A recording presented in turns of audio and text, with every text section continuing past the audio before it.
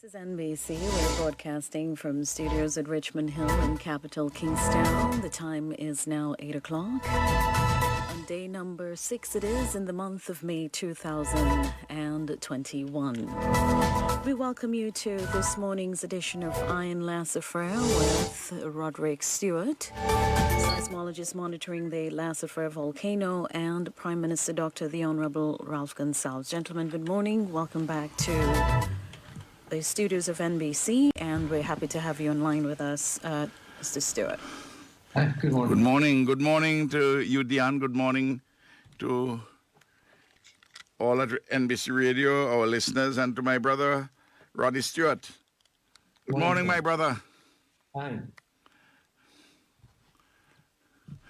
Well, you need to tell us, as usual, what has been the situation in the last 24 hours with Lady Soufriere, and then what we are doing today in terms of monitoring. Okay, well, the volcano itself has been quiet in the last 24 hours. We still have just a handful of the different types of earthquakes, so it's continuing the pattern we've seen since the 22nd of last month.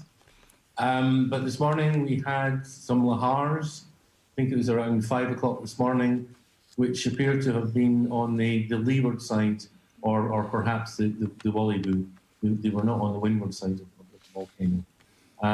There was no rain here at the time, but I did a quick check on the Guadeloupe radar, and there was very localized rain on the volcano at the time. And this is just an illustration of how rain may occur on the volcano and generate lahars, yet where you're sitting, you may think it's a perfectly dry day. So it's just Hello? We have lost you? Hello. Okay. We've lost him? Yeah, it seems that he's probably some challenge. If you can just alert Colvin on his end. We'll sort momentarily. Yes, we'll sort that out. these involve Okay. taking the Coast Guard boat, and we were very grateful to the Coast Guard for supporting us. And basically taking out an instrument called a spectrometer and just passing up and down underneath the plume and looking at the light that's coming through the plume. And then by analysing that light, we can work out the average flux of sulfur dioxide coming from the volcano. So we'll be doing another of those measurements today. I'm not sure if we'll have the results for the report or for tomorrow, but we'll get them to you as soon as possible. Stuart, we missed a large chunk of what you were saying because there was a dropout at some point. Oh, sorry. Yes, I am not too sure if you mind repeating, because I believe that was very critical information you were sharing at the time. Okay, where did I stop? I'd finished about the lahars? Yes, you had just gotten to that point. Okay, well, I was talking about the monitoring that we're doing today, and I think the critical thing we're doing today is another set of gas measurements. The Coast Guard has been wonderful in supporting us, and we have the Coast Guard boats, and we basically run up and down these traverses offshore underneath the gas plume, and we use a spectrometer to look at the light that's coming through the gas, and that will give us an estimate of the tons of sulfur dioxide per day that are being emitted by the volcano. So we're doing that later today. I'm not exactly sure when the results will be available, but they will be communicated, as soon as possible after we finish processing the data. All right. What is your advice as we continue to learn to live with lahars, as we are learning to live with the COVID-19 as well? The advice for learning to live with lahars is be aware of where they can occur and when they can occur. And where they occur is in valleys, so don't be building or rescuing or reconstructing things in valleys if there's going to be heavy rain about, because that could be very dangerous. And I'm really talking here about the red zone. But at the moment, you see that there shouldn't be anyone in the red zone doing any recovery, and that should be very strongly policed. So it's important that however we manage things, we still police access to these areas. Right, and the monitoring is continuing, and the alert remains at red. And even though there's a lull in activities at the moment, we still can't afford to let our guard down. We can't afford to let our guard down. We may change the alert level, but there's still a guard that's got to be kept up. And I had some stories that I think there maybe quite a few people in Sandy Bay. And it just surprises me because there shouldn't be anyone in Sandy Bay unless they're there on sort of official government business. But there seems to be a small community there at the moment. So I don't know if anything can be done about that. I'll leave that to the Prime Minister. Well, on the matter of the alert level, yesterday the cabinet formally decided to bring the alert level to orange. And what that means essentially, well, absolutely you can't go into the red zone unless you have permission by the state authorities. And all the orange zones, people can go and return. And we will publish this. But what we are saying that if you are in Chateaubelair, particularly the lower part of Chateaubelair and in Fitzhughes, that we do not want you to go back, and therefore we would prevent you from going back there, because we are doing the state, that is the police authorities, because we haven't finished the cleanup of all the ash which is there, and it doesn't make sense you going back with all the ash on the streets and so forth. All the way down to Fitzhughes, you have water is back.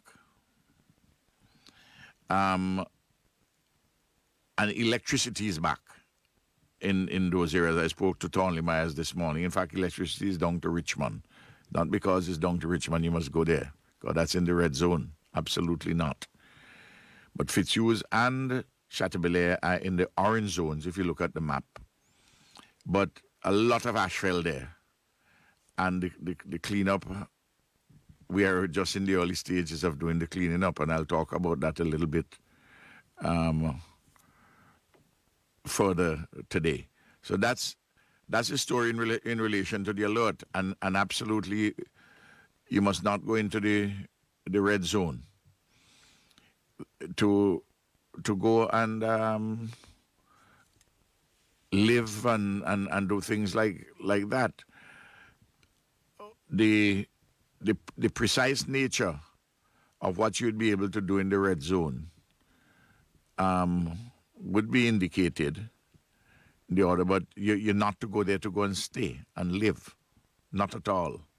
It's still very dangerous until the seismologists advise us and advise NEMO's director, and I'm advised accordingly, that in the red zone is out of bounds. But the orange level, the orange zone, you can go and occupy. Water is in every area of the orange zone, the electricity.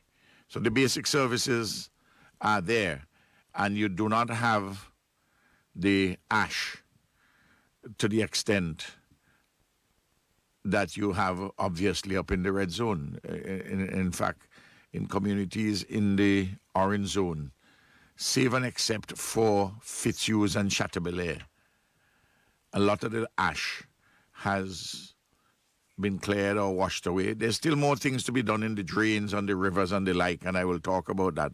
I was only talking about by the roads.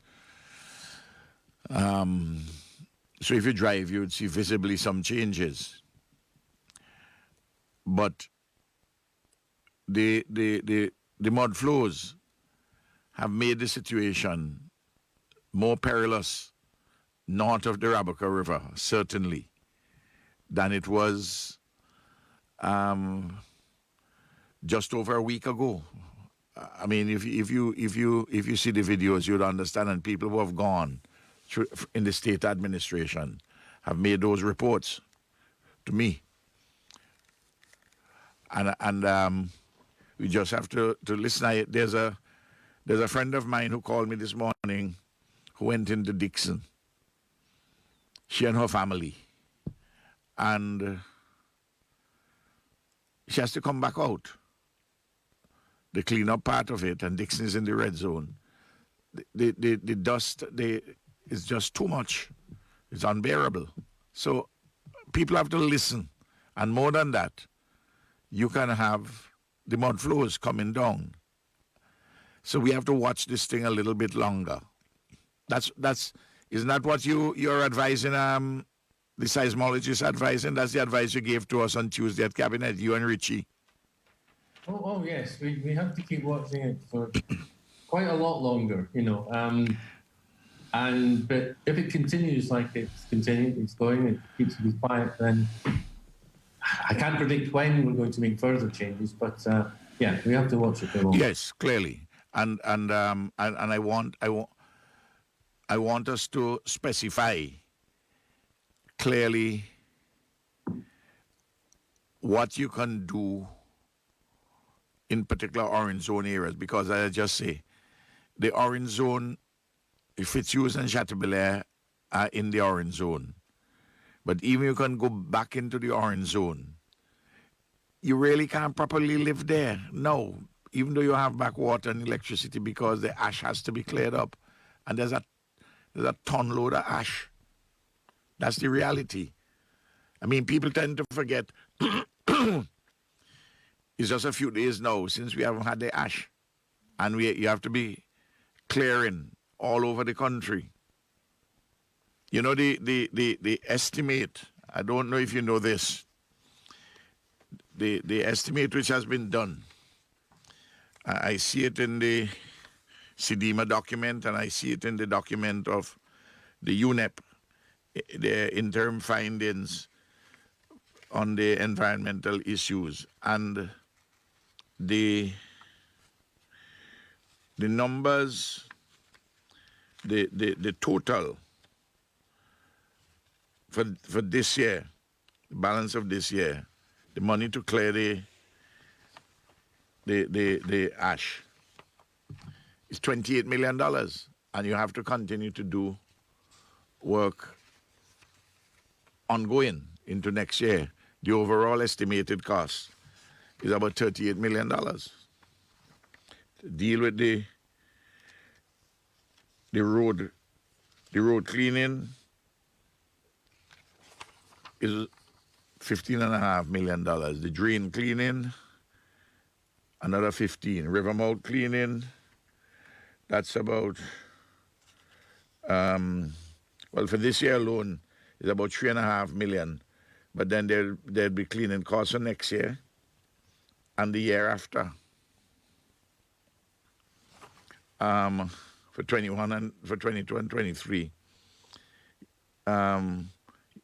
Removal of fallen trees from the roadways, removal of ash from footpaths. And the series of recommendations. I mean, initially we have to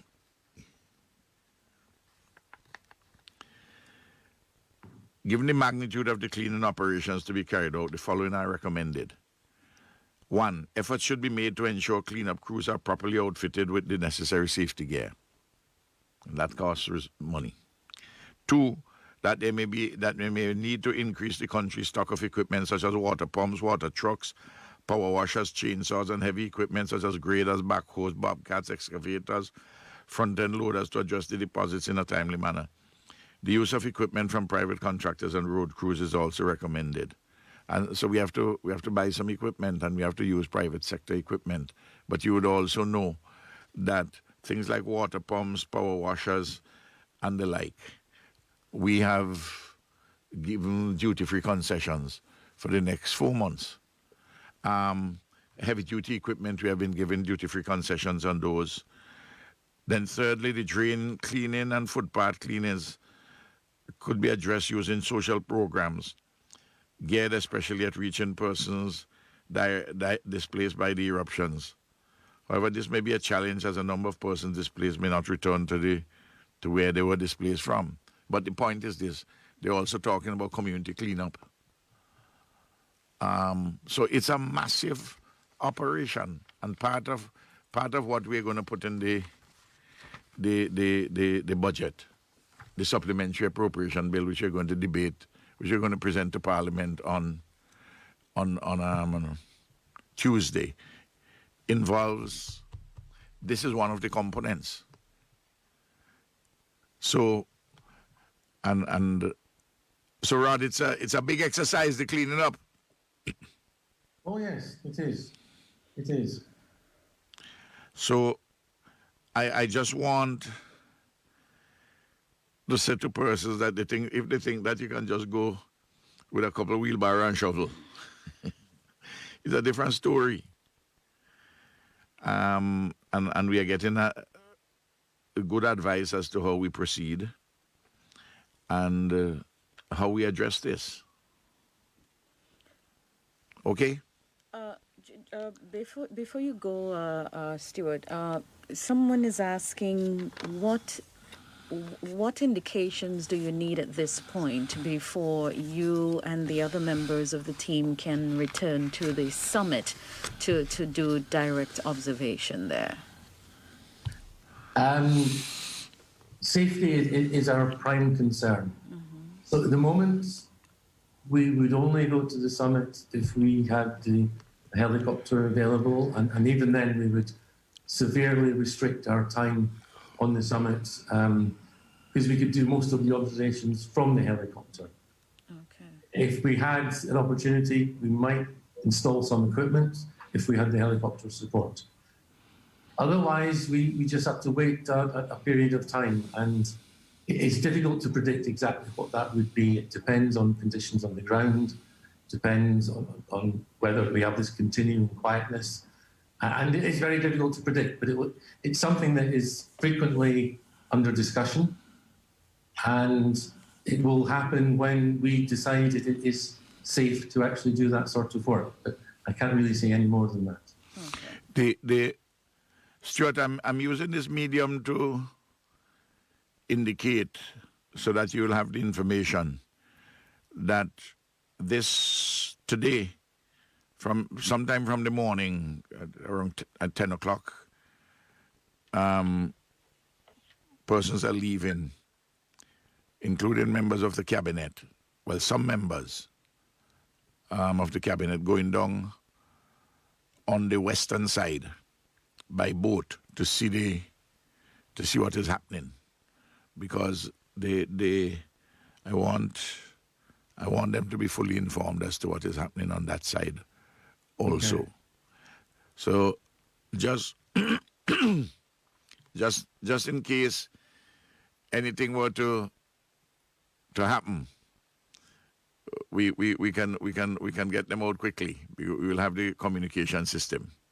Oh yeah. I mean, we have established clear mechanisms of communications for broadcasting alerts to people that are working in potentially dangerous areas. So, but it's good that we know who's doing what, because then yes, we can get the message to them that much quicker. But if something did happen, there would also be a general alert that went to Nemo, and then we disseminate that to all possible people that are working. Well, the Coast Guard is in charge of that particular operation. Okay. Because it's at sea. So I just want to indicate that. I don't know if there's any other questions or anything else you want to say. I don't know. I'm just looking out to sea at the moment, and I can see two yachts about, I don't know, 2 kilometers offshore from the leeward side of the volcano. I don't know if they come from other islands or what. I don't know if they're aware of the situation. But that might be something that we have to consider is, are yachts allowed to actually approach the coast or not? Well, I must indicate through this medium, I hope the Coast Guard commander is listening. If not, somebody can indicate to him just what you have said. Yeah. You say they're about 2 miles offshore? I've gone very European, so I say they're 2 kilometers offshore. 2 kilometers.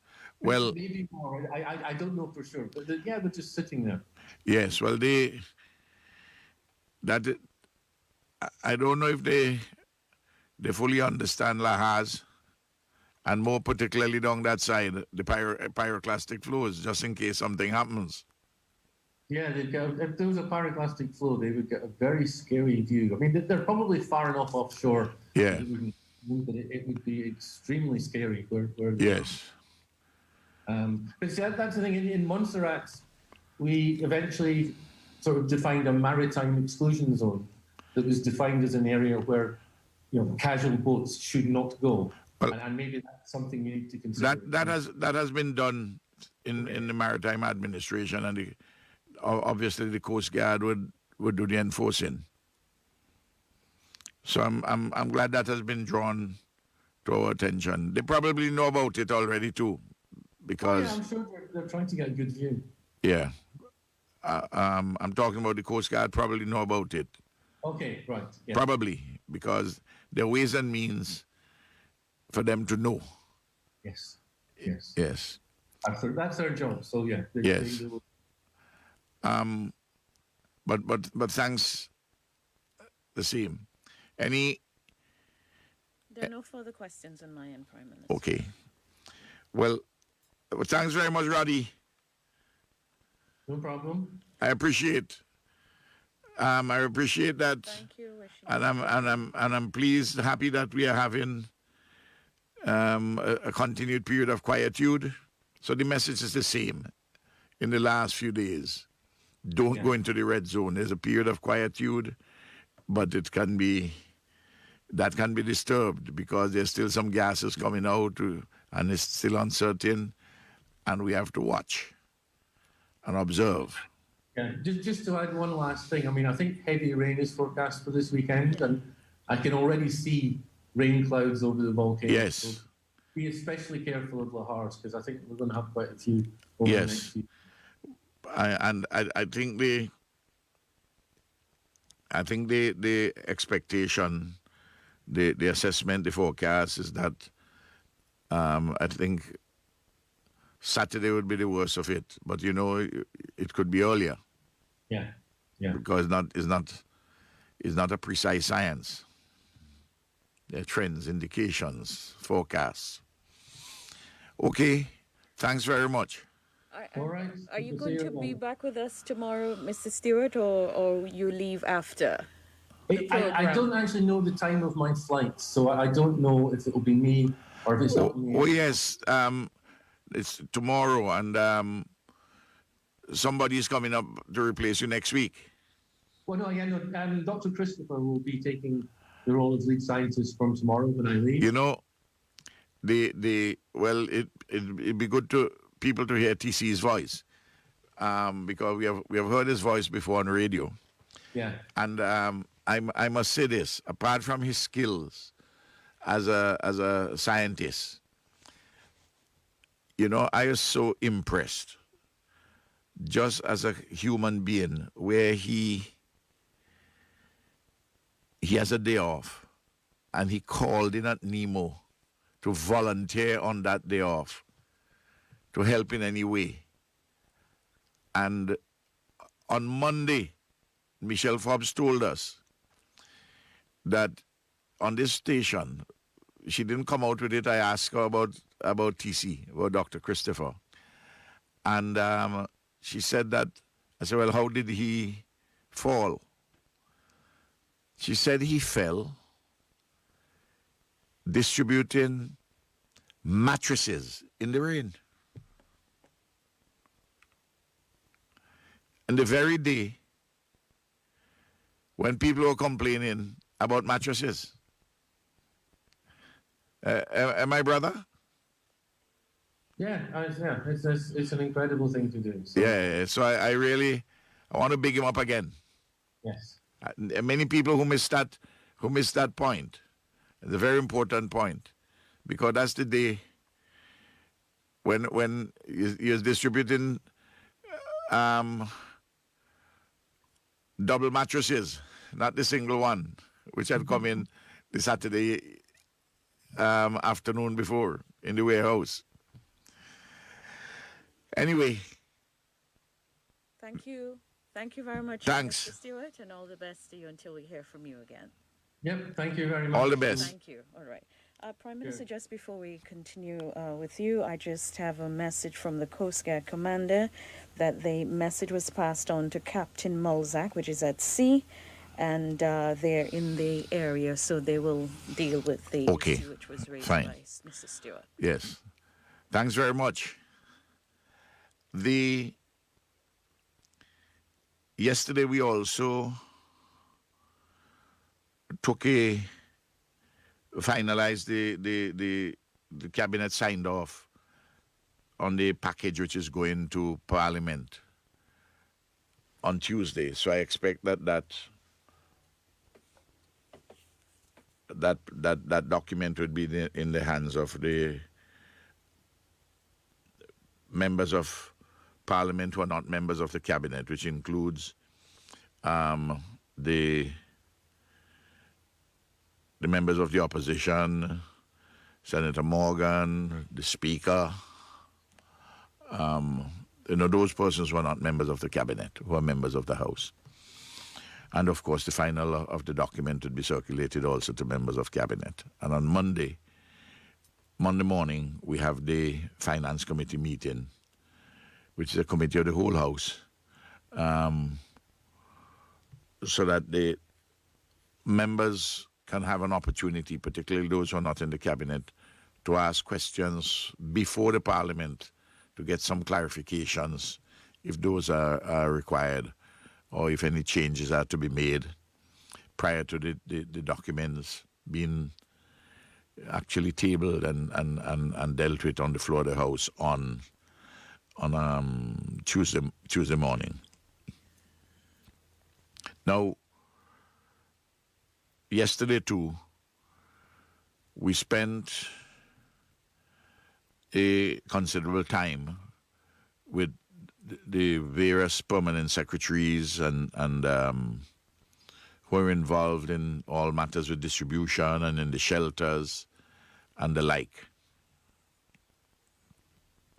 to make sure that any hiccups,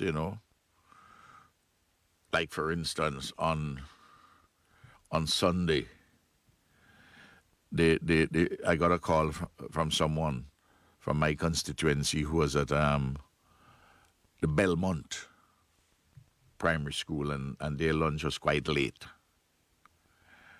Though I'm told that they got a snack when it was realized that the lunch was going to be late, because there was some miscommunication in respect of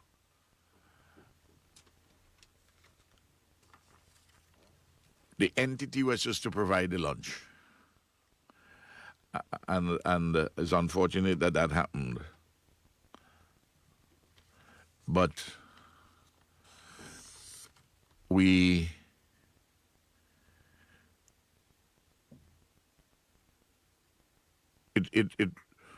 it seems as though the entity which was supposed to provide that lunch, that wasn't to be cooked that day at the shelter. Somehow they didn't get the communication on time or at all. Of course, they subsequently got their lunch, but a little late, and of course they got their dinner. So you because even if you have 88 shelters, I really don't want to hear one where people get in their lunch inordinately late, and I'd like all those little kinks to be ironed out. This is not detracting from the fantastic work that the people are doing in the shelters, and the volunteers and the shelter managers and all the various entities which are involved. And it's a massive operation. But I wanted to make sure, go through certain processes again, with everybody to make sure that we have it nailed down. That these things don't happen. Now, persons who may be listening to this elsewhere, they say, well, you know, Ralph, you can't get it perfect all the time.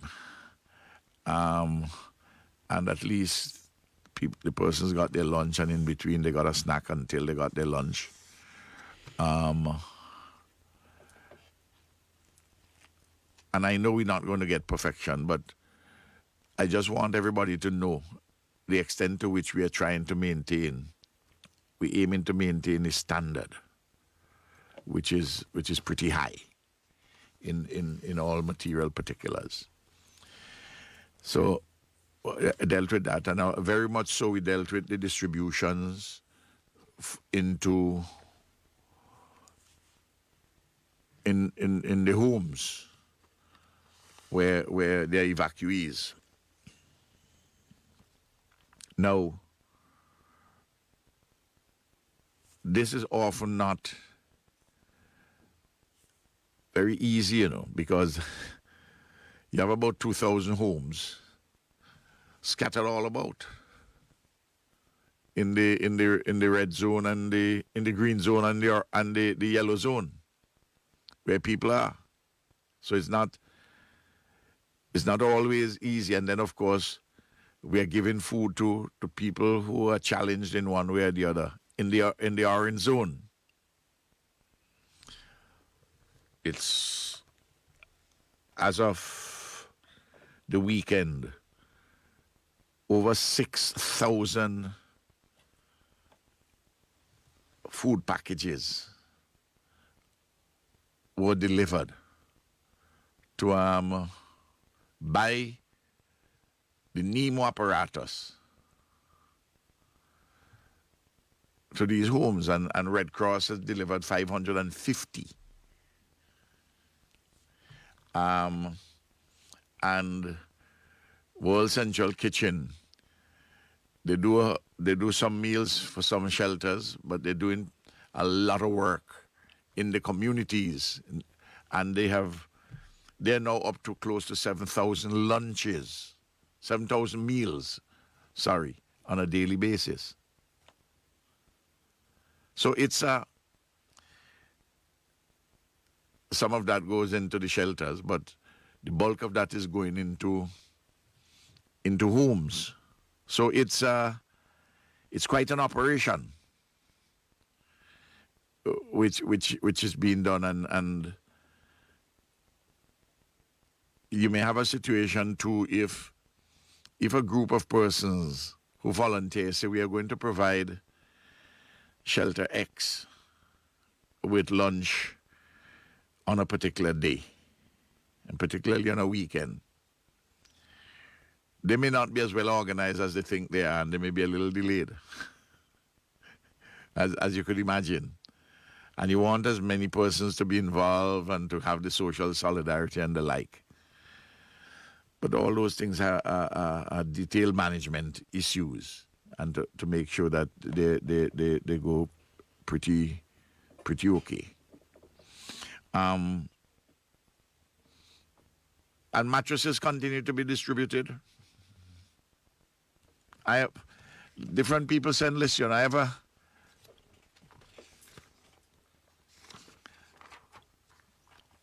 a list.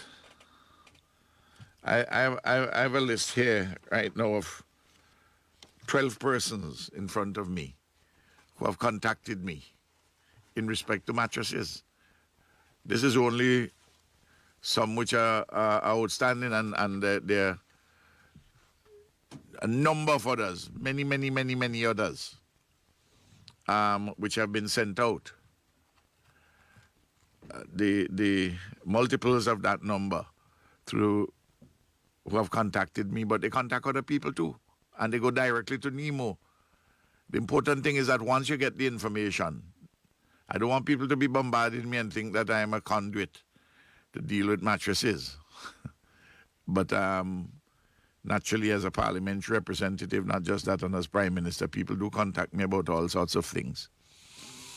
And the information, I give it to my secretary, and they send it on to the usual channels, as I think happens in many cases.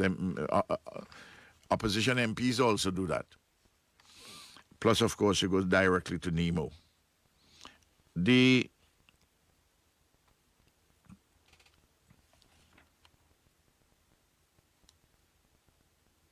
issue of how people move out of the shelters going to the orange zone. I want when you're from the orange zone and you're moving out and you're going back home, and then you can do that. We have now made the declaration, except I say for Fitzhugh and that lower part of Chateaubelair. So for real safe, you do it down to Petit Bodel, including Petit Bodel, on the western side. And you do it up to Montjong River on the northeastern side. You can take a mattress, but when you're leaving, make sure that the people at the shelter, the shelter managers, that they know that you're leaving. You may have your own, somebody may come on transport to help you with your mattress and so on and so forth to get home. And then in some cases, I guess when more persons are going, we might have to help with some. We'll have to help with some form of transportation too. But a lot of people get there on their own, as they have been doing. But we have to make sure that is orderly, and that you have to tell the people at the shelter, so that you just don't disappear. They have your record that you came in. You just don't disappear. Just go and say, well, listen, I'm leaving, I'm going back to my home because, I've cleaned it. It's okay in my area, and I'm going back there in the orange zone. That's fine. But bear in mind that if anything happens at La Soufriere adversely, you may have to move again. Just bear in mind that that's what the scientists also advise, and we have to go on the basis of the science. I want to talk about something which I'll give some data on. I'd ask the Comptroller of Inland Revenue in relation to property taxes in the red zone and the orange zone.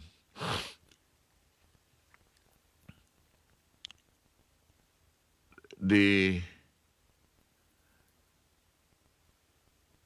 amount of the private property in those areas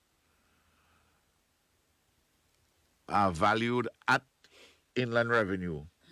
Of course, we all know that the values at Inland Revenue are much less for property taxes than the properties are worth. But the number they have is $332 million approximately, both for the red and the orange zones.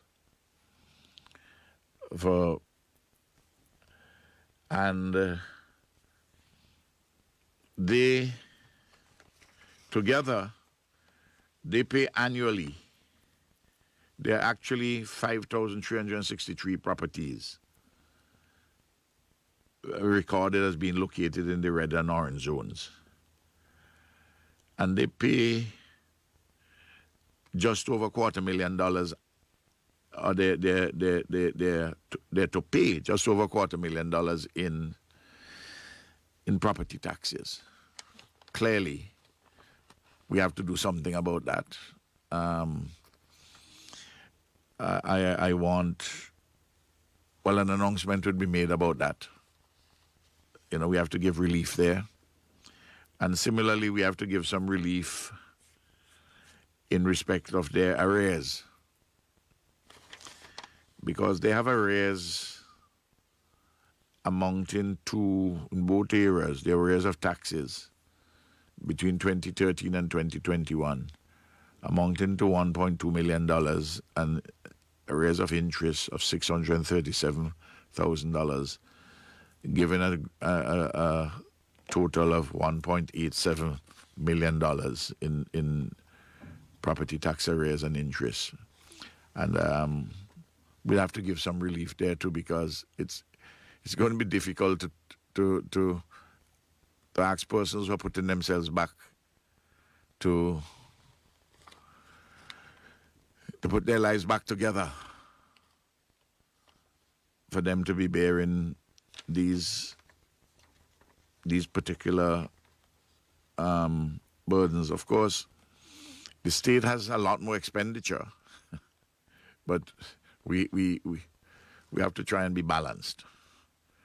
So I don't want to make announcements on those when those announcements would be made on Tuesday in the proper place in the Parliament. And there's some other things too, which are going to be announced in respect of properties. A big area is clearly to, well, we talk about the cleanup, but big area has to be houses. And we have some, we have that issue also being addressed in our supplementary appropriation bill, and of course the support for production in agriculture and fisheries, and of course for income support, social safety nets. And these are all additional to what is in the existing budget. So we have had to craft something with the resources that we have at hand. And I just want to emphasize that this is really for about a 6-month period, and dealing largely with humanitarian, the relief period, though there are some areas of production startup, as I've just indicated. And I want to make the point too, and I make this point before, and I want to make it again. The bulk of the money that we have to spend on this, the bulk comes from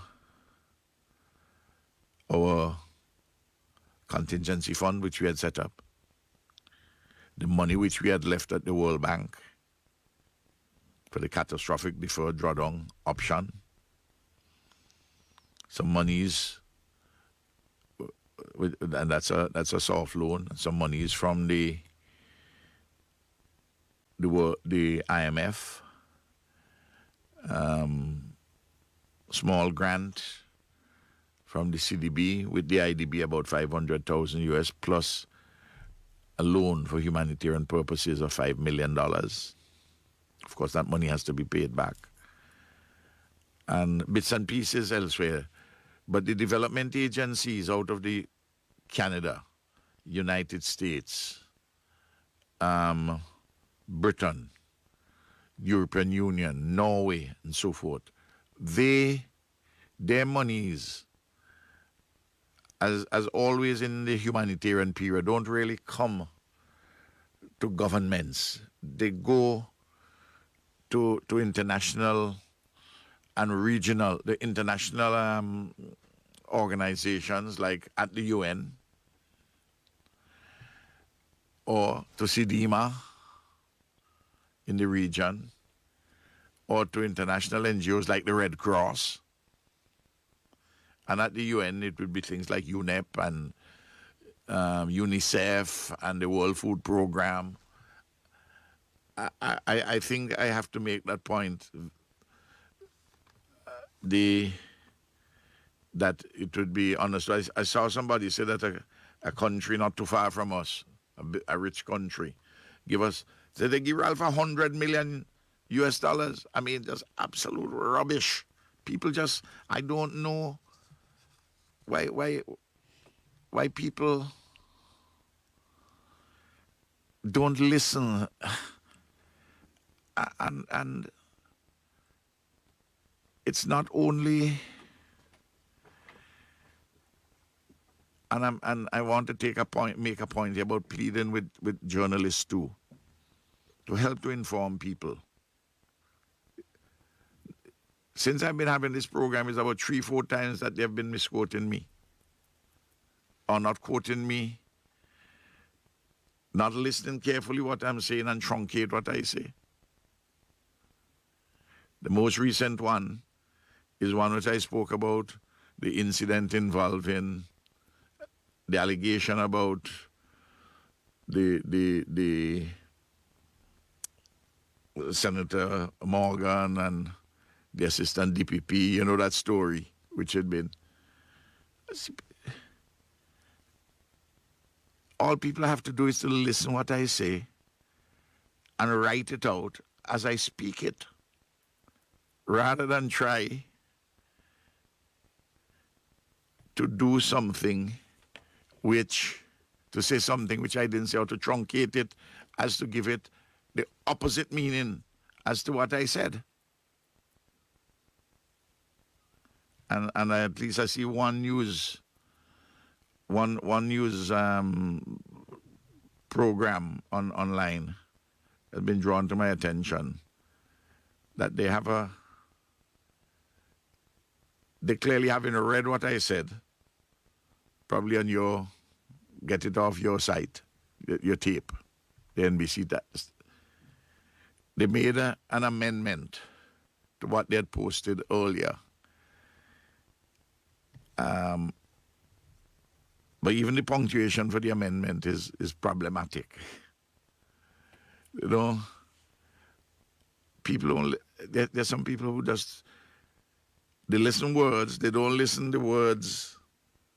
Sometimes they don't even listen the words properly, but they don't listen the words spoken as you speak them. They chop them up and put them in different quotations. So they're taken completely out of context. And therefore, it turns out from time to time to be the opposite of what you are saying. I don't want to go over that territory again, because I said that is, as the commissioner says, there's an investigation going on, and they will deal with that, and the DPP and so on. I was just urging people just to be calm and just don't get involved in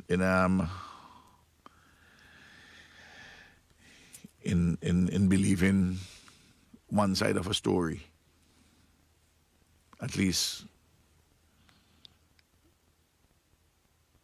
one version. So I think we need to pay attention more closely to what people say. And I believe I speak fairly clearly. I sometimes speak colorfully, but just and colorfully not meaning in X-rated language, but colorfully in the expressions which I may use. You know. And that's all I ask people. And then you have the problem where people give a headline which is contrary to what the story is saying. And then there are people who sometimes, when they reproduce what you say, they cut out things and splice it and all sorts of things. It's as bad. It used to be said that if you don't read a newspaper,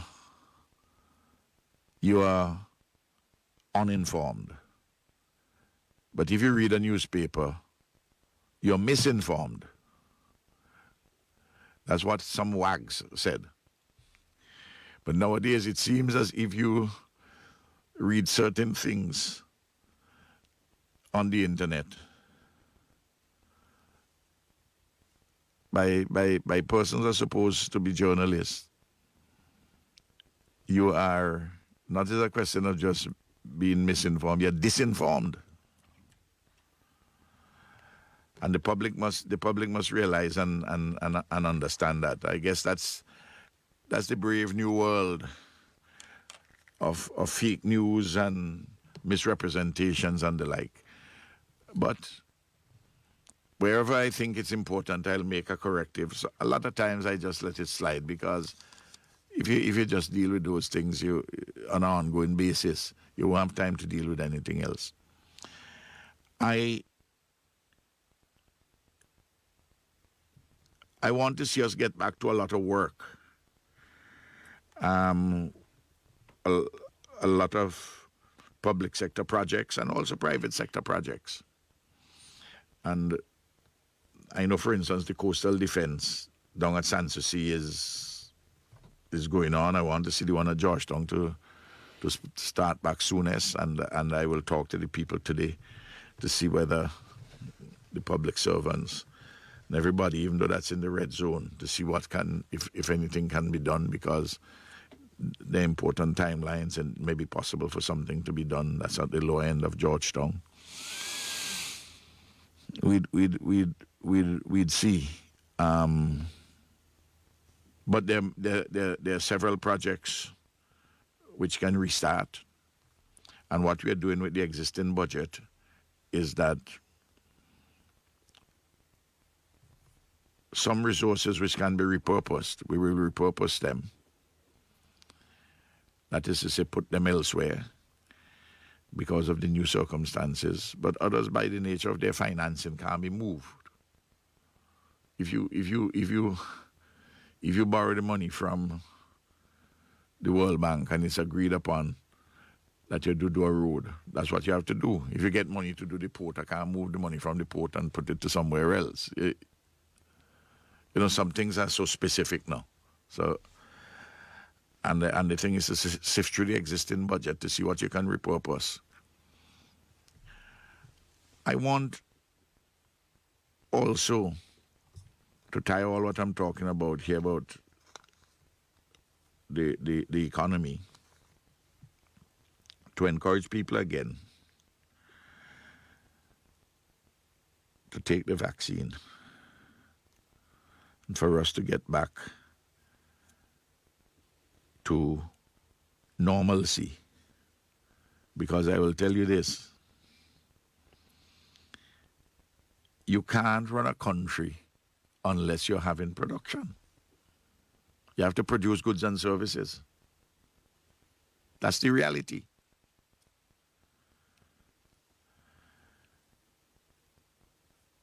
And tourists are not going to be enthused about coming to a hotel.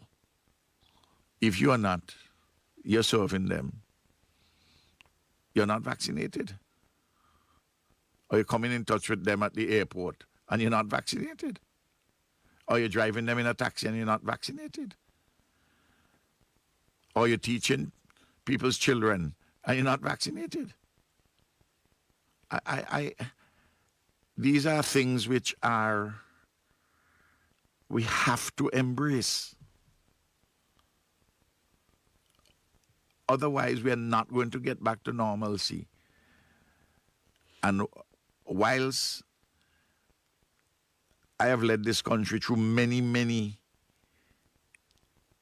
serious times over the last 20 years, and when people say, boy, I wonder how Ralph and I manage this thing and so on, and we manage it together, never miss paying civil servants, salary, teachers, police, everybody. But the COVID slowdown of the economy, and therefore challenges to your revenues, and the COVID and the volcano, we have to say, while we are dealing with humanitarian work, we have to say to the regional and international community, we are getting back into business. And not only say it, We have to be doing things and people say, yes, these guys are serious about rebuilding. These guys, I'm not talking about government. The people of St. Vincent and the Grenadines are serious about rebuilding.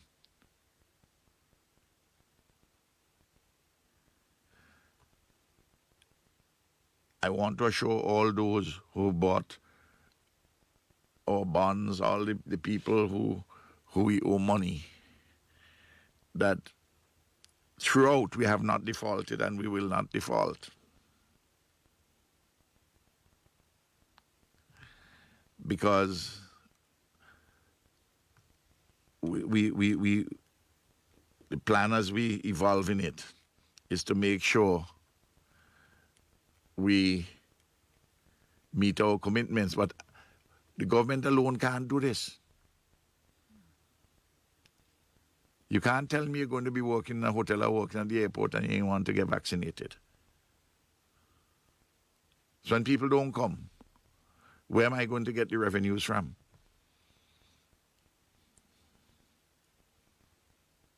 And when you hear some people talk, it says that the government can be just asked to provide money. But where's the revenue coming from? And in order to kerfuffle people, they start to tell you get $100 million from the US, which is not so at all. We haven't gotten any money there. The United States has been supportive, but they've been supported through other institutions, not to the government. And I'm talking about through international NGOs and regional organizations. As happens, it happened in Dominica, it happened in Antigua, it happens anytime you have humanitarian relief anywhere around the world. That's how it takes place. But they have pledged to partner with us with recovery, rehabilitation, the like. They've done it not only to me, they've done it on the floor of the United Nations. So I'm hoping to see some of that rolls out in practical terms. But we have to remember this.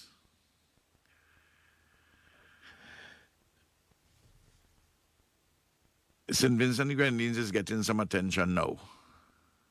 But the hurricane season starts. Somebody gets, they get a hit. You will go back on the back burner. You'll go on the back burner. Well, it's not back. You'll go on the back burner. In terms of the extent of any kind of developmental support for sustainable development.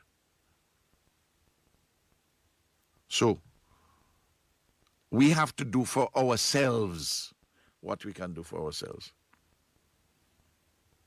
This is why I want to see us as early as possible start, not certainly in the orange zone, and when the time permits for us to do it in the red zone, to get back the agriculture and the fisheries in those areas. And certainly to lift agriculture in the yellow and in the green zone. And lift the fisheries in those areas and lift the tourism in those areas too.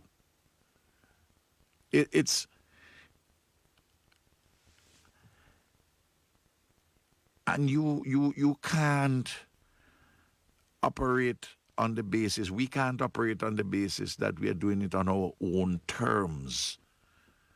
We live in a world where people would say, okay, you want us to come as a tourist.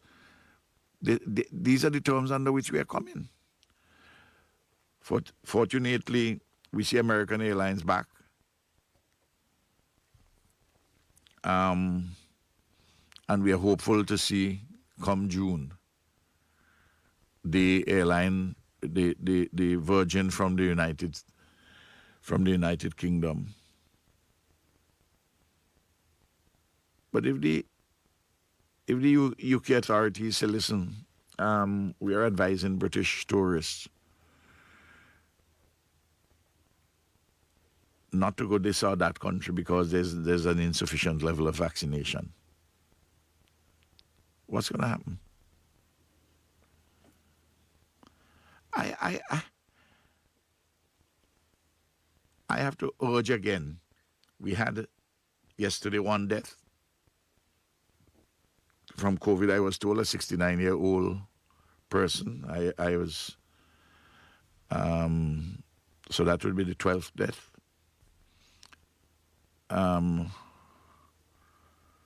I believe that they're putting out the details. I don't know if I should have spoken about it, but that's what I was told. We see what's happening in Trinidad.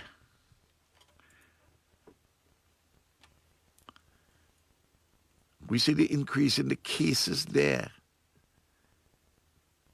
We see strong young people succumbing. I'm not a fearmonger, but there are particular strains. We're not yet over with this COVID thing. And with only 13% of the population we have vaccinated is not enough. Not enough.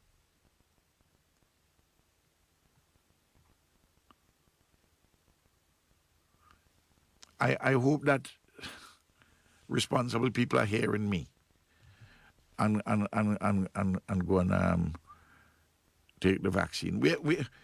We're making arrangements right now to give back a significant quantity of the AstraZeneca, because the expiry date is coming up towards the end of June.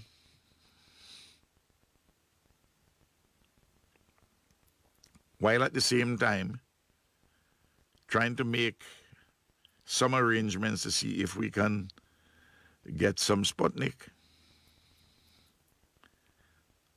Of course, somebody said in a headline that we have ordered Sputnik. There's no Sputniks which have been ordered. They had the story correctly. Down in the bottom, quoting me to say that we are on the verge of getting, because you have to vet the contracts, you have to check a number of things and so on and so forth, make all the proper arrangements before you can go. Get into the stage of where you can purchase. Doesn't mean that you purchase yet or you've ordered yet. And I thought I explained enough, but that's another of the kinds of innocent misrepresentation. I'm just asking everybody to be careful in that regard. But most importantly, we have to get this country back to work. We have a period of quietude now with the volcano. We keep our fingers crossed that it doesn't get back to any explosive eruption, and that in the not too distant future we can be given the all clearance to begin to do more things up in the red zone, and that people can go back and the like. But at the moment you can't go back in the red zone. But in the meantime, orange zone people can go back, save and except Chateaubriand and Fitzhugh. Well, certainly Richmond is in the red zone. But we have to be working. Because if we don't, we're not going to be able to make enough money to do things what we want to do. So I plead again with that, and critical is the taking of the vaccine, and I don't understand that some people don't even want to do a test. I mean, how can we manage this? This is a pandemic. The fact that it's a relatively small number of persons who may actually die. But it can overwhelm, if we are not careful, our health services, if a lot of people are infected and people get sick. So we do all the things, we wear the masks, we do the hand sanitizing, we do all of these things. And we do the testing and we take the vaccine. There is no other way.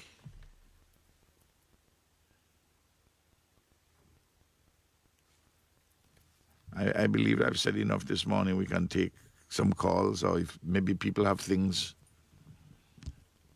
I just want to come back to one thing again before I go. I'm asking the responsible people in this country to tell the opposition they must stop it by talking about the distribution to the homes is done in a politically partisan manner. It's not true. And it cannot be true in the way in which the distribution takes place. And I want to say I want to say this from my own standpoint. I don't like to talk about things which I do. You can check my graves and see the amount of money I have spent there to buy snacks.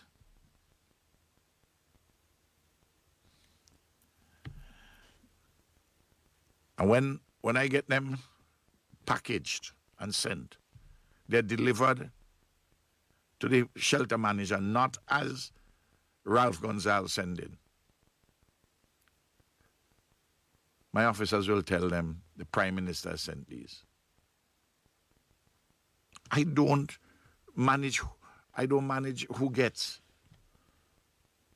Similarly, there are people who have sent things at the port in my name. In one case, I understand, I didn't even know how many.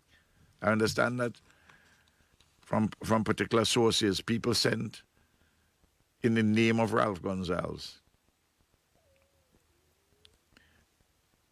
About 2,000 packages, I'm told, food packages. They went down to the Nemo headquarters, the Nemo warehouse. I don't go about, I wouldn't distribute them myself. I wouldn't give the ULP to distribute them.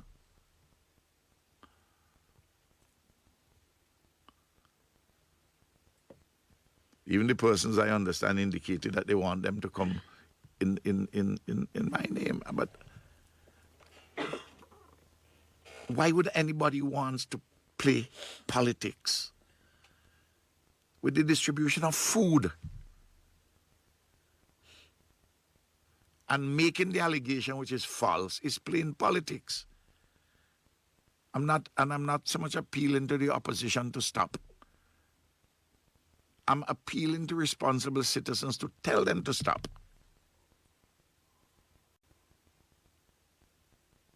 Particularly people in the churches, the leaders of the churches, the leaders of the business community, to tell them, no, don't play it that way, man. I don't want to get involved in any political quarrel over these things, and I can say more, believe me. But I don't want it to become a political dogfight. And I'm doing all to maintain the social solidarity in the country. But for those who think that they can create mischief, I want to give a historical statistic. In 1979, when we went to the elections on December the 5th, 1979, I participated as a candidate in that election under the ticket of the United People's Movement. So too did Parnell Campbell of blessed memory, and Renwick Rose and others. The two big issues were what we do after La Soufriere, eruption in April 1979, how the matter was handled by the then Labour Party government, and what are the programs going forward. And secondly, independence.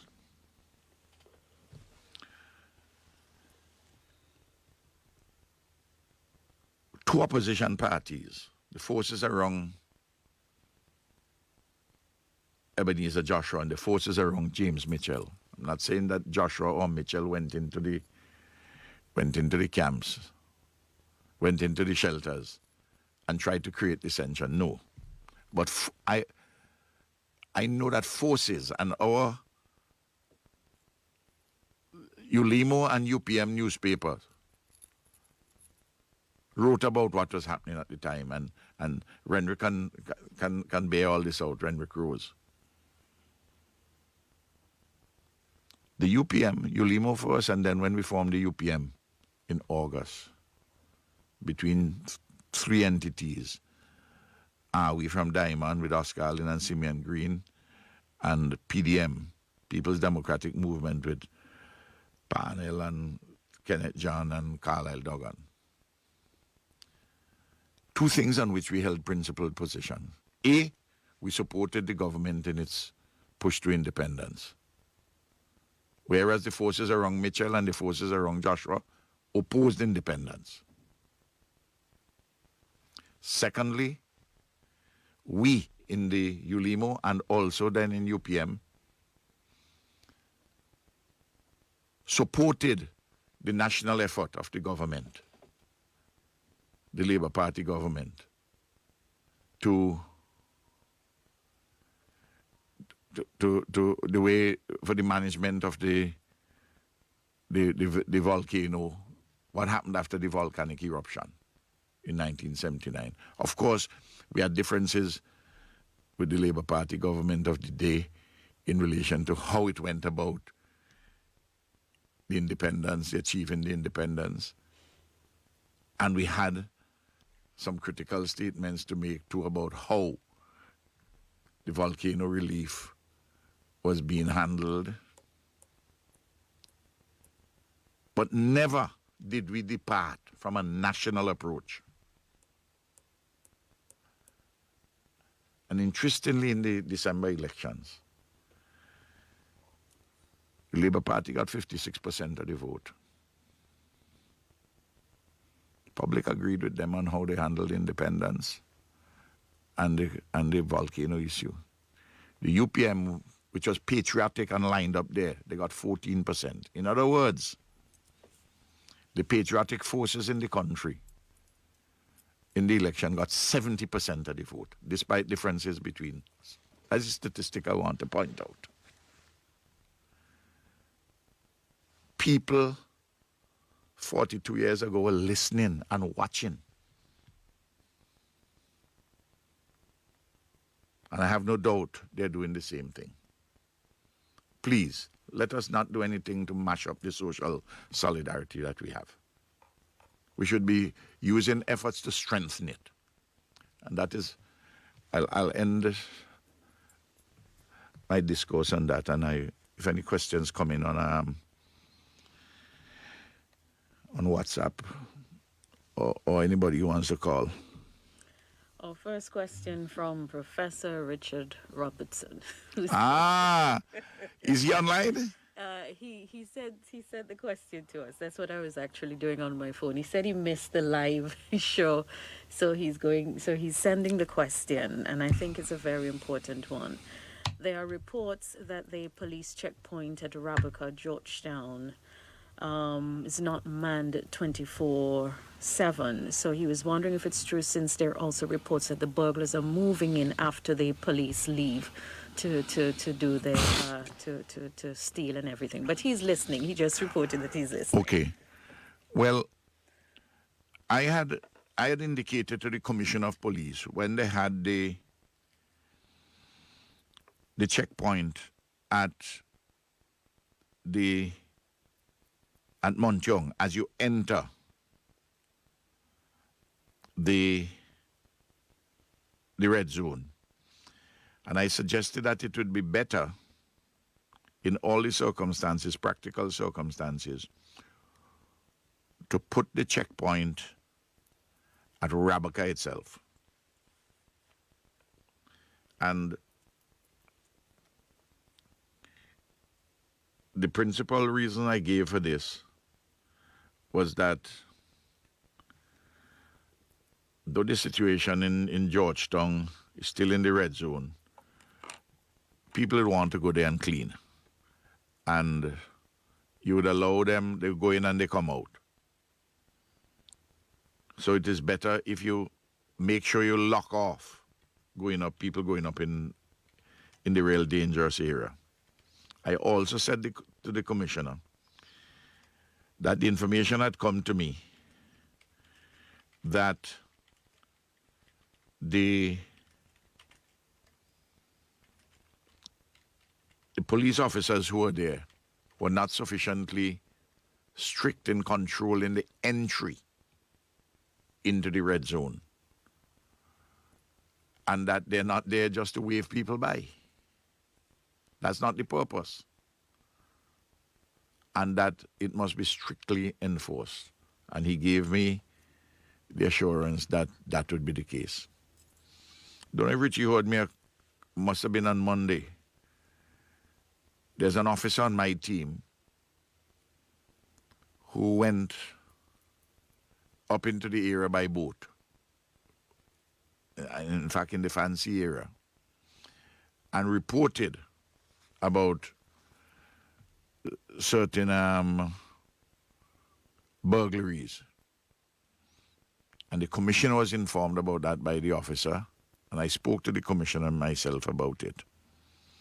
And measures were taken to strengthen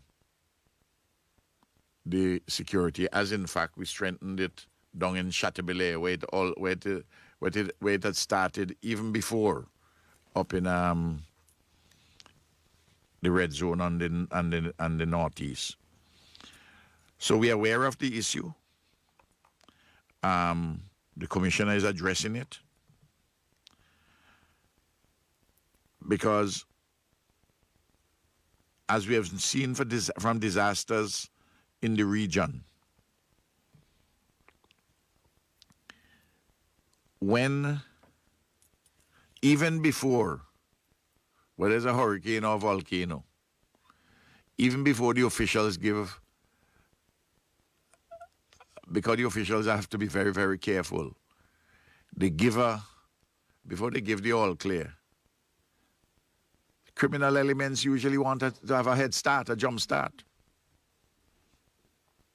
And that is why even before we do the all clear, that we have to be mindful of that. I'm talking about the state authorities from a security standpoint.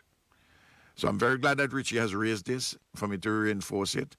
And I want the police to hear that people are concerned about it, because this is a vital dimension.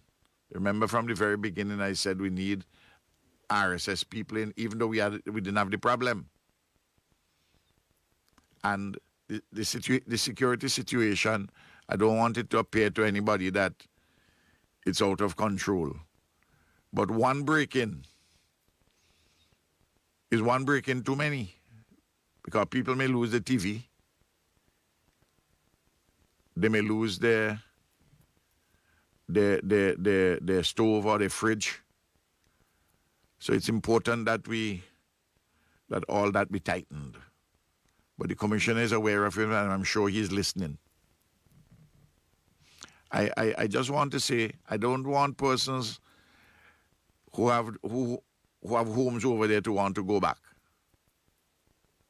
because you're going back to an area where, for instance, there's no electricity, because Vinlec cut off the electricity. And we'll have to, the electrical inspectorate and Vinlec would have to go house by house to see whether the house is in a condition to give it back electricity. So I don't want you to go up and do that. But I know if you hear that somebody break your neighbor place, you might be anxious to want to go there. But just bear in mind what are the risks and what are the challenges. And therefore we, as the state, have to make sure that we tighten both with the patrols by sea and also on land as far as it is practicable so to do. So that's the way I will answer Richie on a very important question. Just to let persons know that we will have the police on with us tonight from 11 on off on the overnight edition of this program. So if you have questions then. This is more of a comment. Good morning, Ms. John and Prime Minister. We appreciate and we thank you for all that you continue to do. Blessings on you and what you're doing for St. Vincent. Ms. John, you and staff also at NBC, keep up the good work. We have another question here, and I know this one is very important. For students who are returning home from at the end of the month, as it relates to the period of quarantine, can home quarantine be an option? When will it be considered once certain conditions are met at the home, especially for the students who are returning? Well, I got a letter yesterday, and it's one of the issues which I'll be addressing today. The president of VINSA, the Vincentian Student Association, I happen to know her. She's from Soufriere. She's a bright young lady. She's named Lamkin. She wrote me a letter. I saw it yesterday. And I read the letter very carefully as to what is being requested, and I will have to speak to her on certain issues concerning it to get some clarity on one or two things I want to ask her arising from the letter. And then I have to speak to the chief medical officer. But I appreciate, I mean, the government, I don't know what is the universe of the numbers. I don't know how many students, for instance, because some students are already here. Students who are at Cave Hill, but others, for one reason or the other, the nature of the course or whatever, they're in Barbados. They decided to stay there. So I don't know how many of them, because the letter had raised the prospect of whether, for instance, if they have to stay 14 days in a hotel, an approved hotel, that they wouldn't have the money to stay. So there are these matters. At the same time, we have to be mindful about protections in the case of COVID. There are no easy set of answers, but judgments have to be made in a particular way. But I'm sure that the families want to see them and they want to see their families. And I appreciate that. And well, they know that I'm always very open to our students and to find amicable solutions. I think, Prime Minister, in your initial comments when you were speaking about the return to the orange zones, you did say that you were going to highlight some of the conditions, and I would want you to remind persons of that, because there are constant questions coming, and I think that would address some of those issues. Well, for instance, obviously going back to the orange zone, one thing which we are clear on is that we don't want you to go into Chateaubriand and we don't want you to go into Fitzhugh, because there's a lot of cleaning up still to be done, even though they're in the orange zone. Remember, Georgetown is not in the orange zone. Georgetown is in the red zone. The red zone begins from Munchong River. The first house, really, in the red zone is Tom Pope House, former Tom Campbell, who died. I mean, deceased.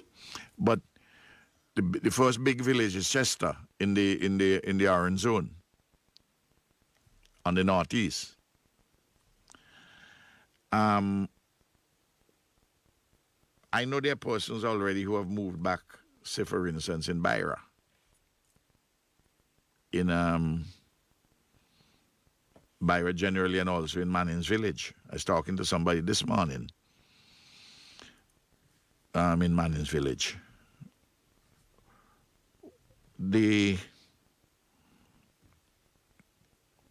So that's the first thing. If you're staying in a house and you're going back, well, you're staying in a house. You go back. It's your own decision. But if you're in the shelter, at least you have to tell the shelter manager that you're leaving.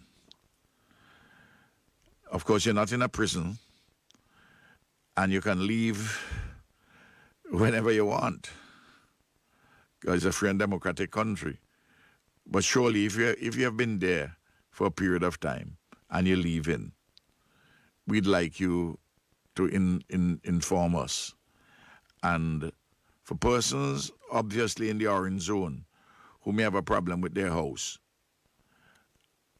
they may not be able to go back. If their house is leaking as a result of the ash or whatever the situation. So there are those individual decisions which would be made.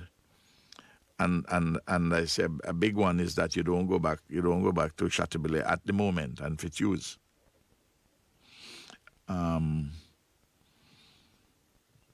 then you will hear on the 11th what is the kind of support systems we are putting in place for instance, farmers in the red zone and orange zone, the non-farmers in the red zone and orange zone, what we are doing with those in the green zone and the yellow zone, and what about the non-farmers, support systems, return to production, and so on and so forth. And how we dealing with the ash. And I speak to some of that this morning. Okay. What is the situation at the shelters where there was a COVID-19 outbreak? I don't have the latest report, but I know when we had the management council meeting on Tuesday afternoon, which is 2 days ago, Simone Kieser-Beach, CMO, I asked specifically on this, and she says that the lockdown remains until they're able to check all the persons to see that they have the COVID issue under control within the particular shelter, because they isolate people, they quarantine people who have been positive, but they have to check other people. So that process is ongoing. But the lockdown continues until they give the all clear. And I'm asking the persons in any such shelter, cooperate very much with the authorities. Most people do. Most people did, for instance, at the one in Bayabu, but there's a person or two persons, I believe, tried to scale the fence. Somebody tried to break the gate or something like that. I mean, it doesn't make any sense. The measures which are being taken are for your health and safety.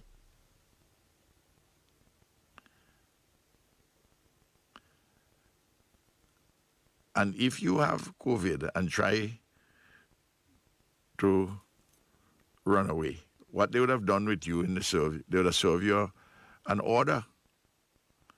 So from the moment you breach that, you'd have been liable either to a ticket fine or to be taken to the court. But as always, we use the law as a sword and not as a shield, as a shield and not as a sword. The next question, I'm sure you addressed this already. Debt relief for persons in the red zone as it relates to the mortgage facilities. No, well, the mortgage, that's there's a moratorium, as you know, from the COVID. So, but the issue of any debt relief, that is between the banks and the customers. I can't, as a government, say to a bank, give, to mandate, to order debt relief. What we do is that we speak to the banks and we say, listen, you have to give forbearance. You may try and use suasion, but it's the bank's property. I can't tell the bank. I can't essentially command or legislate on the bank's own property. That is to say, their money.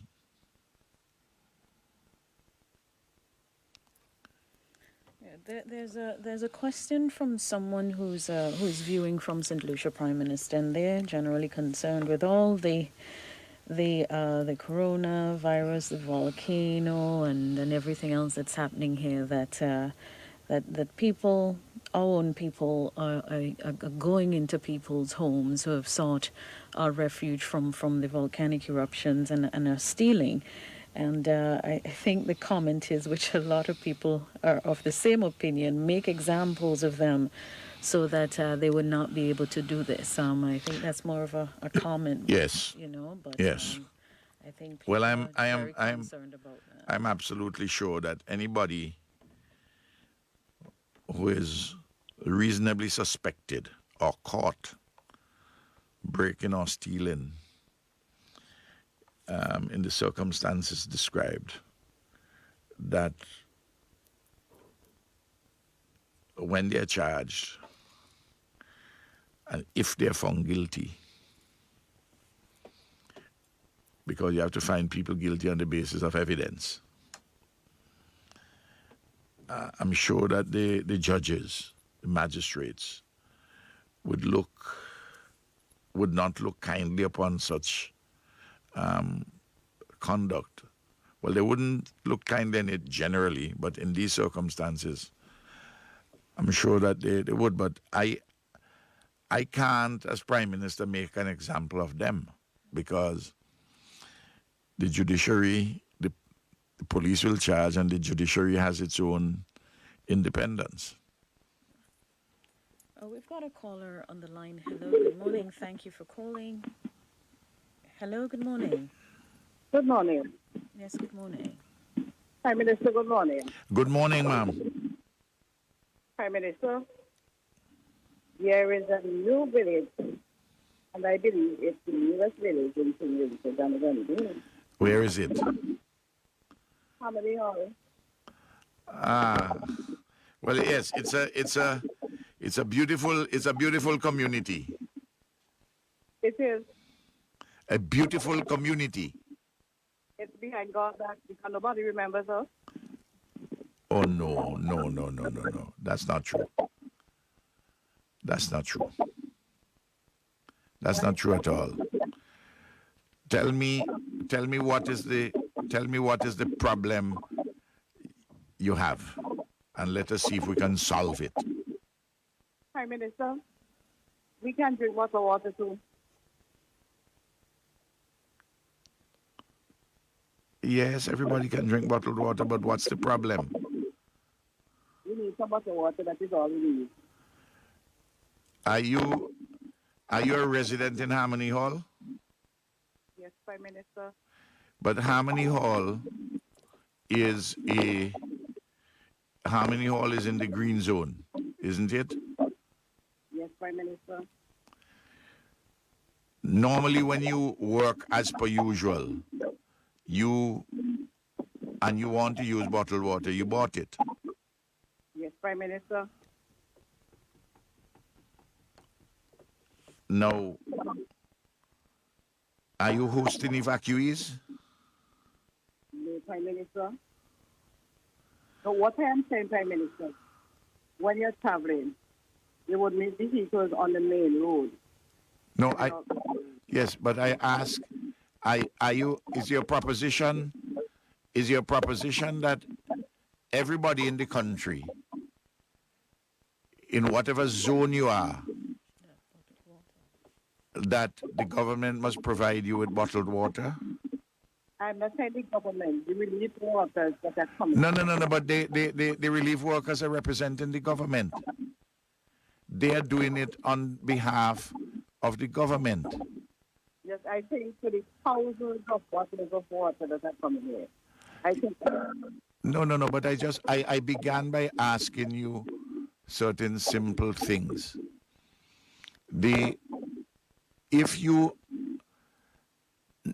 First of all, let me say this, that the water in the taps, the water is good for drinking.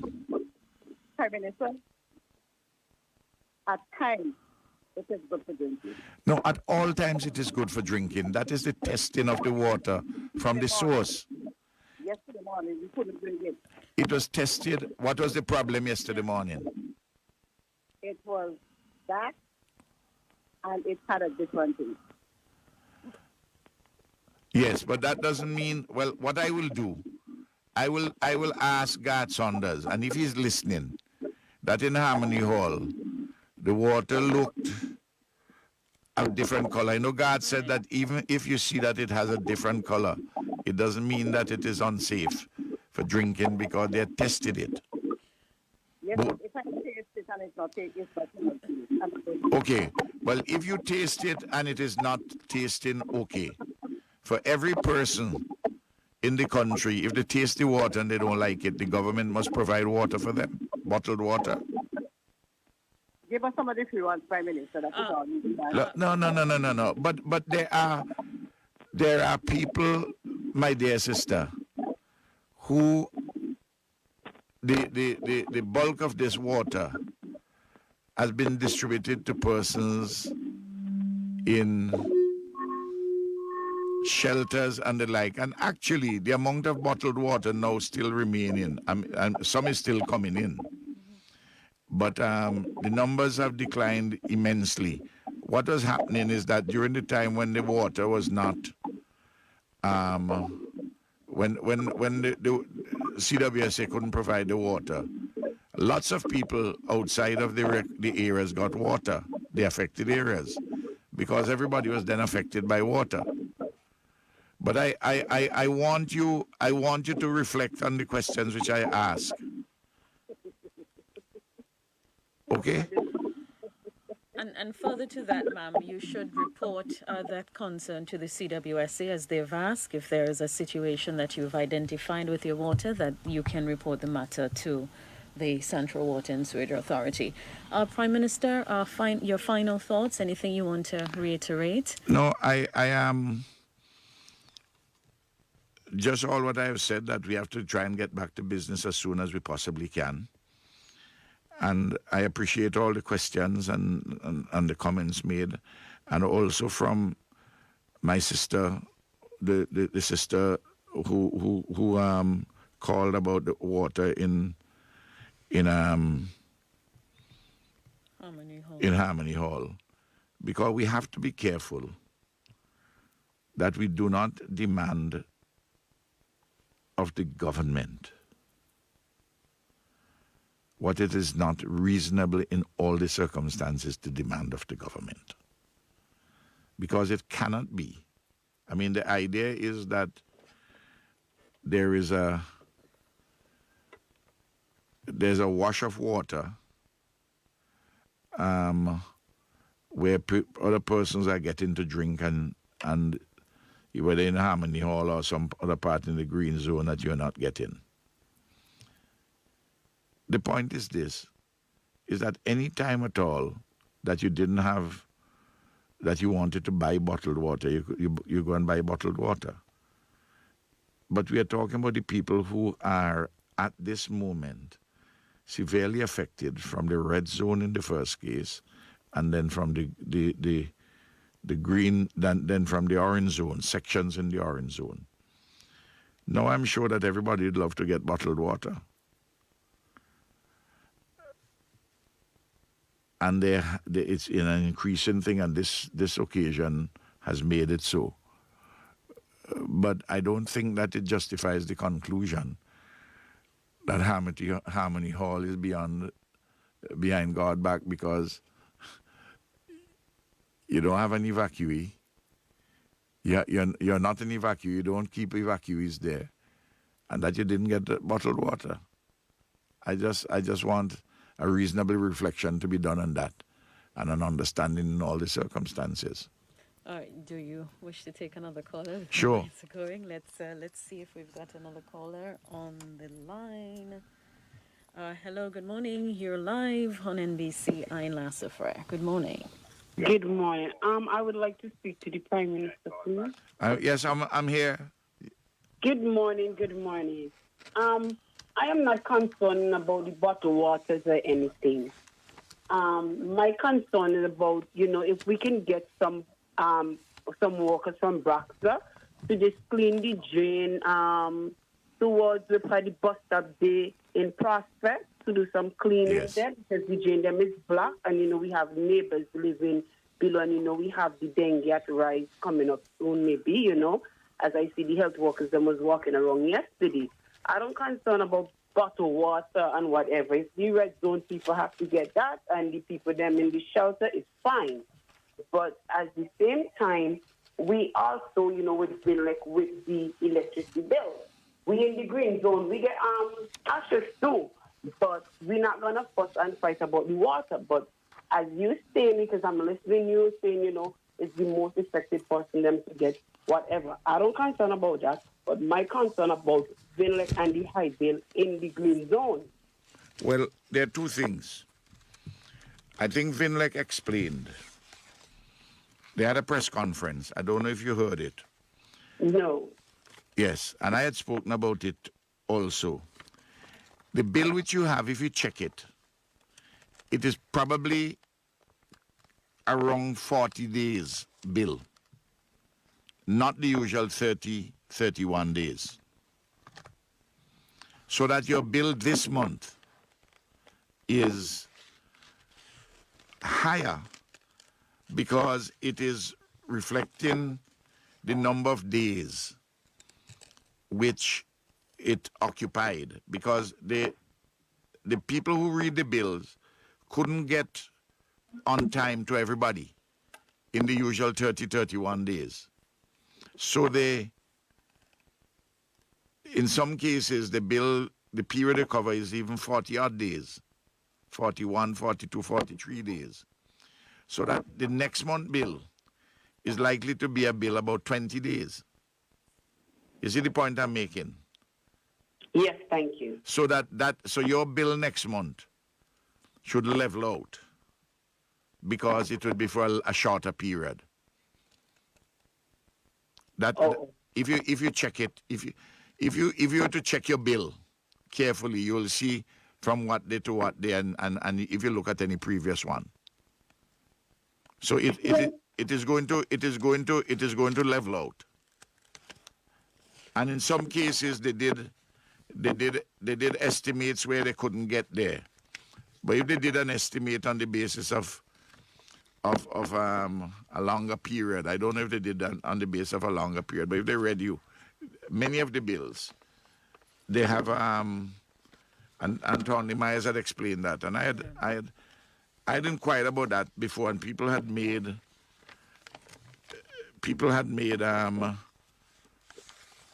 a lot of commentary on it, and it was explained. They had a press conference. The problem is that the first release that Vinlec had sent out, the release didn't have it didn't explain it properly. True, because I did not understand it neither. Yeah. It spoke in managerial language of processing of bill and reading of bill. So it didn't do it with the clarity, but they subsequently did it with the clarity. So that is what will happen. The other thing which you talked about, the cleaning, the drain cleaning. The estimate to cleaning the drains, the projected cost is $15 million. Overall, cleaning the ash is $38 million. Okay. But for this year alone, the second half of this year is $9 million. Okay. So what Bragsa is doing currently, I'm talking about is the drain alone for this year. The approximate sum is $9 million for the second half. So what they're doing, they're doing cleaning on the roads. The drains haven't gone and gotten any real cleaning yet. I mean, it's just a couple of weeks since the ash stopped falling. I mean, in 2 weeks, really. The last explosion was on the 22nd, so call it 2 weeks. Yeah. And we go into Parliament on Tuesday, and we are going to approve some money for road cleaning, drain cleaning for the ashram and so on. So I'd spoken to that a little earlier. Maybe I didn't make myself as clear, but it's good when you asked the question. I could answer it more pointedly. Okay. All right? Okay. Thank you very much. God bless you, and thanks for your call. A very instrumental and timely comment. Where in Harmony Hall? I live in Harmony Hall, and my water is heavy and clear. Just thought I'd read that a comment which was sent a short while ago. I just, in terms of a final question, Prime Minister, if you can advise on the reopening and what's happening at the modern medical complex. We have to clean. We have to clean. And in the budget, we have monies for cleaning buildings also, government buildings also. Okay? All right, so that takes care of all the comments we've got here on WhatsApp. And thanks. I have a meeting at 10 o'clock on Zoom with the High Commissioner for Australia to St. Vincent and the Grenadines. Thank you very much, Prime Minister Gonsalves. Thank you. We also want to thank Roderick Stewart for joining us earlier on. Thank you for your questions. Wishing each and everyone a fantastic day.